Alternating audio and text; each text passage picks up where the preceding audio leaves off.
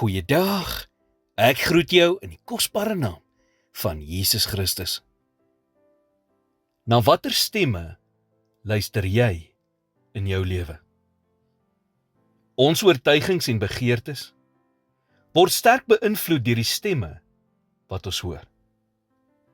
So as die wêreld dit is wat ek die heeldag na luister, sal ek uiteindelik soos die wêreld begin praat en besluite neem gebaseer op die wêreldse oortuigings.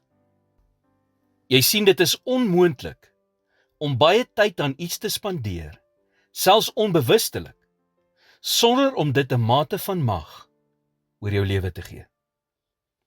Die waarheid is dat daar allerlei stemme in hierdie lewe is wat meeding vir ons aandag. En hoe meer ons inskakel op wêreldse gebabbel, hoe minder sal ons na God luister. Hoe so?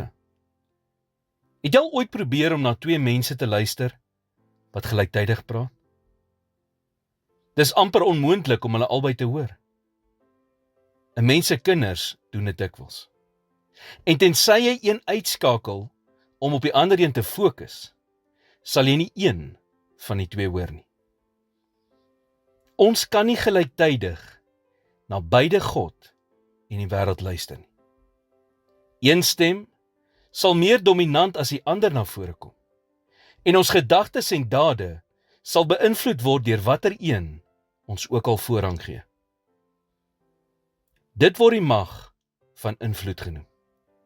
En hier is wat die Bybel daaroor te sê het.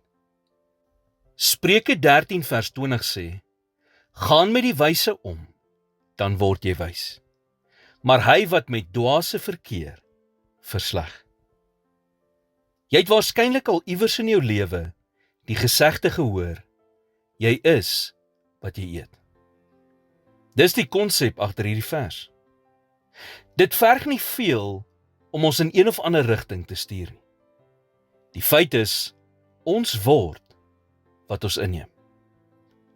Dit maak nie net 'n bietjie saak met wie ons omring en waarna ons luister nie. Dit maak baie saak. So wat is die sterkste stem wat in jou lewe praat? Is dit sosiale media? Is dit die nuus? 'n vriend? 'n organisasie?